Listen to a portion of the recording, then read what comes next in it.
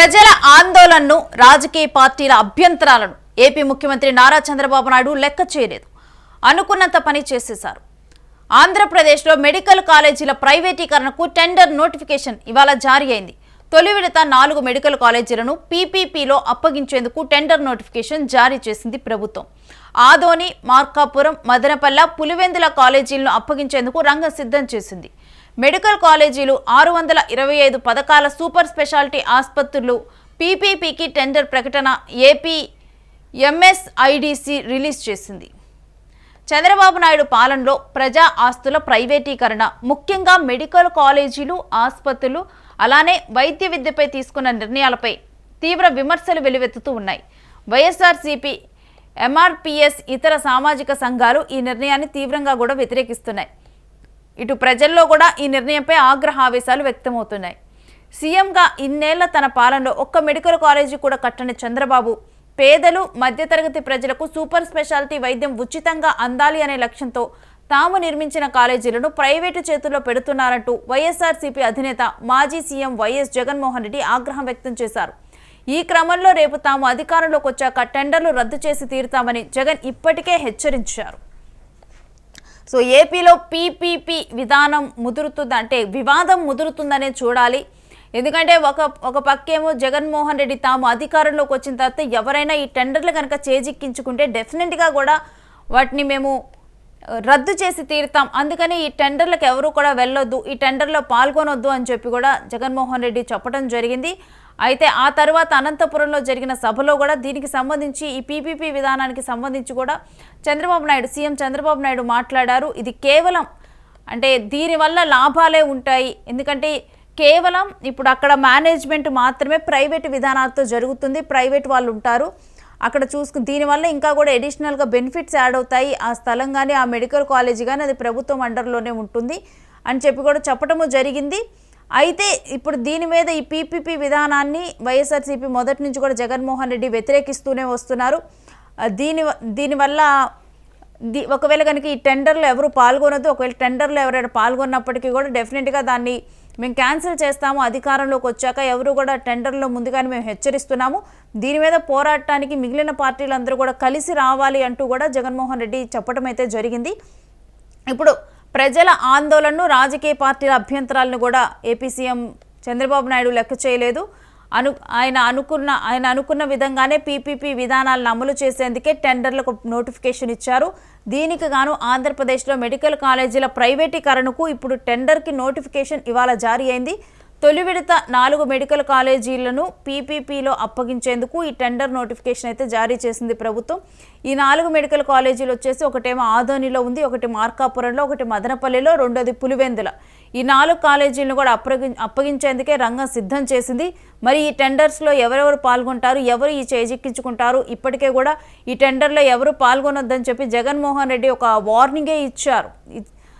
దాని తర్వాత మరి ఎవరెవరు పాల్గొంటారు ఈ టెండర్లో అనేది కూడా చూడాలి. మెడికల్ కాలేజీలు, 625 పథకాల సూపర్ స్పెషాలిటీ ఆసుపత్రులు పీపీపీకి టెండర్ ప్రకటన చేసింది ఏపీ ఎంఎస్ఐడిసి రిలీజ్ చేసింది. ఈ మేరకు ఇక చంద్రబాబు నాయుడు పాలనలో ప్రజా ఆస్తుల ప్రైవేటీకరణ, ముఖ్యంగా మెడికల్ కాలేజీలు, ఆసుపత్రులు, అలానే వైద్య విద్యపై తీసుకున్న నిర్ణయాలపై తీవ్ర విమర్శలు వెలువెత్తుతున్నాయి. వైఎస్ఆర్సీపీ, ఎంఆర్పీఎస్, ఇతర సామాజిక సంఘాలు కూడా ఈ నిర్ణయాన్ని తీవ్రంగా వ్యతిరేకిస్తూ ఉన్నాయి. ఇటు ప్రజల్లో కూడా ఈ నిర్ణయంపై ఒకంత ఆగ్రహావేశాలు వ్యక్తమవుతూ ఉన్నాయి. అయితే సీఎంగా ఇన్నేళ్లు తన పాలనలో ఒక మెడికల్ కాలేజీ కూడా కట్టని చంద్రబాబు పేదలు, మధ్యతరగతి ప్రజలకు సూపర్ స్పెషాలిటీ వైద్యం ఉచితంగా అందాలి అనే లక్ష్యంతో తాము నిర్మించిన కాలేజీలను ఇప్పుడు ప్రైవేట్ చేతుల్లో పెడుతున్నారంటూ కూడా వైఎస్ఆర్సీపీ అధినేత మాజీ సీఎం వైఎస్ జగన్మోహన్ రెడ్డి ఆగ్రహం వ్యక్తం చేశారు. ఇక ఈ క్రమంలోనే రేపు తాము అధికారంలోకి వచ్చాక టెండర్లు రద్దు చేసి తీరుతామని కూడా జగన్ ఇప్పటికే హెచ్చరించారు.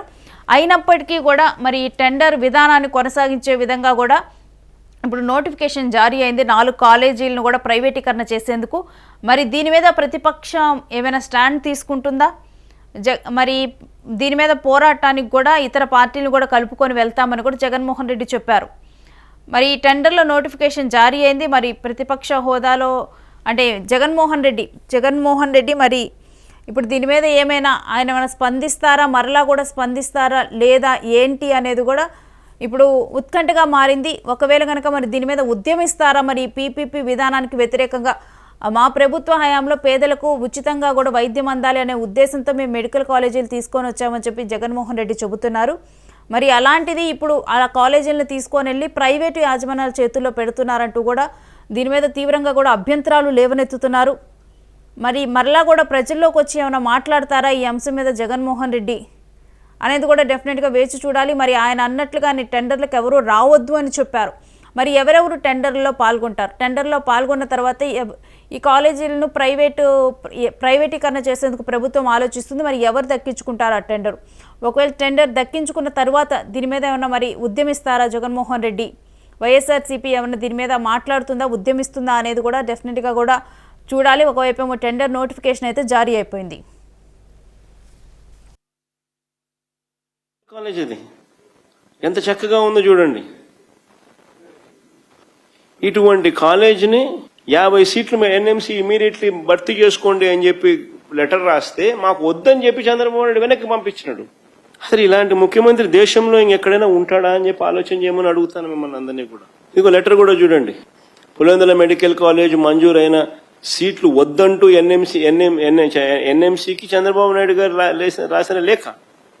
Subject withdrawal of letter of permission issued in respect of online application for establishment of new medical college with 50 MBBS seats at Dr. YSR Government Medical College Pulivendula. మనిషా రాక్షసుడా మీరే ఆలోచన చేయమని కోరుతా ఉన్నా. నేను చెప్పే దాంట్లో మానవత్వం ఉన్నోడు ఎవడైనా చేస్తాడా? ప్రజలకు అందుబాటులోకి వస్తాయి ఇవన్నీ. పేదవాడికి మంచి జరుగుతాయి, మధ్యతరగతి వాళ్ళకి మంచి జరుగుతాయి. ఇవన్నీ రావడం వల్ల కరెక్ట్గా మేము నిర్దేశించుకున్న ప్రణాళిక ప్రకారం ఇదే చంద్రబాబు నాయుడు గారు కన్నా ముందుకు వెళ్ళి ఉంటే 2024-25 అకాడమిక్ ఇయర్లో, అంటే గత ఏడాదిలోనే ఆదోని, మార్కాపురం, మదనపల్లి, పిడుగురాల మరో 4 మెడికల్ కాలేజ్ తరగతులు కూడా ప్రారంభమై ఉండేవి. ఆదోని ఒక నిమిషం మెడికల్ కాలేజీలను చంద్రబాబు నాయుడు గారు ప్రైవేట్ పరం చేయడము అని అంటే దాని అర్థం ఏమిటి అని అంటే ప్రజల బాగోగుల పట్ల లెక్కలేనితనం అన్నది ఒక కారణం అయితే, రెండోది ఏమిటి అని అంటే తారాస్థాయికి చేరిన ఆయన అవినీతికి ఇదొక పరాకాష్ట. నిజంగా స్కాములు చేసేది ఏ స్థాయి కంటే ఆ స్థాయికి దిగజారిపోయి స్కాములు చేయడం అనేది నిజంగా పరాకాష్ట ఇది. అది నేను చిన్న క్వశ్చన్ అడుగుతాను మీ ద్వారా ప్రజలందరినీ కూడా ఆలోచన చేయమని చెప్పి. సింపుల్ క్వశ్చన్ అడుగుతాను. అసలు గవర్నమెంట్ స్కూల్ ఎందుకు నడుపుతుంది చెప్పండి? అసలు గవర్నమెంట్ స్కూల్ ఎందుకు నడుపుతుంది? ఎందుకు గవర్నమెంట్ స్కూళ్ళు మనకు దేశవ్యాప్తంగా ఎన్ని ఉన్నాయి? రాష్ట్రంలో కూడా 45,000 స్కూల్ ఎందుకు ఉన్నాయి? ఎందుకు గవర్నమెంట్ హాస్పిటల్ ఇన్ని ఉన్నాయి? ప్రతి మండలంలోనూ, ప్రతి జిల్లాలోనూ ఎందుకు ఇన్ని ఉన్నాయి? ప్రతి ఊర్లోనూ, రాష్ట్ర వ్యాప్తంగాను, దేశవ్యాప్తంగాను.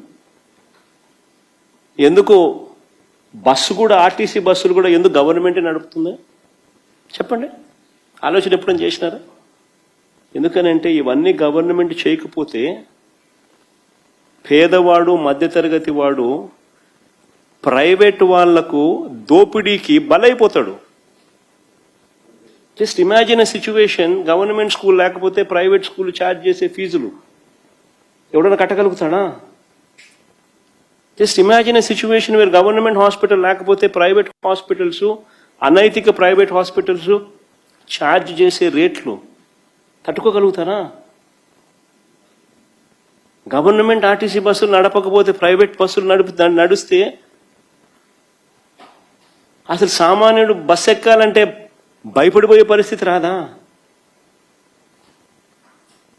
ఇవన్నీ గవర్నమెంట్ బాధ్యతలు. This is the responsibility of the government. Private exploitation కు చెక్కు పెట్టడం, this is the responsibility of the government.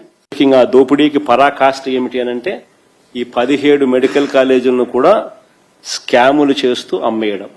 ఇది క్లైమాక్స్, హైట్ ఆఫ్ కరప్షన్ అంటే ఇదే. నేను ఇవాళ చంద్రబాబు నాయుడు గారికి ఒకటే చెప్తా ఉన్నా, ప్రైవేటీకరణను మేము అడ్డుకుంటాం, అన్ని రకాల పోరాటాలు చేస్తాం, మీ నిర్ణయాన్ని వెనక్కి తీసుకునేంత వరకు ధర్నాలు జరుగుతాయి, ర్యాలీలు జరుగుతాయి, దీక్షలు జరుగుతాయి, నిరసనలు చేస్తాం. నేను కూడా అక్కడక్కడ పార్టిసిపేట్ కూడా చేస్తా.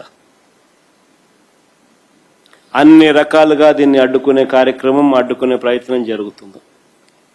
నేను ఒక్కనే కాదు, నేను రాష్ట్ర వ్యాప్తంగా రాష్ట్ర శ్రేయస్సు కోరే ప్రతి ఒక్కరికి కూడా పిలుపునిస్తా ఉన్నా, ప్రతి పార్టీకి కూడా పిలుపునిస్తా ఉన్నా, అందరూ కలిసి రండి అని కూడా అడుగుతా ఉన్నా. ఇది రాష్ట్రానికి సంబంధించిన ఆస్తులు. ఈ ఆస్తుల వల్ల ప్రజలకు మంచి జరుగుతుంది.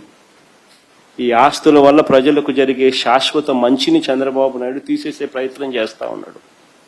దీన్ని అడ్డుకునే కార్యక్రమంలో ప్రతి ఒక్కరూ కూడా ముందుకు రావాలని కోరుతా ఉన్నాం. అందరం కలిసికట్టుగా దీన్ని వ్యతిరేకించే కార్యక్రమం ఖచ్చితంగా చేస్తాం. ఇన్ని చేసినా కూడా పొరపాటున మీరు బరి తెగిస్తే మాత్రం ఒకటే ఒకటి చెప్తా ఉన్నా, ఎవరైనా టెండర్లలో పార్టిసిపేట్ చేయండి, ఎవడైనా రాండి, కానీ ప్రతి ఒక్కరికి వార్నింగ్ ఇస్తాను. రేపు పొద్దున మేము వచ్చిన తర్వాత రద్దు చేస్తాం, మళ్ళీ వెనక్కి తీసుకుంటాం. ఇది మాత్రం ఖచ్చితంగా అందరూ గుర్తుపెట్టుకోమని చెప్తా ఉన్నా.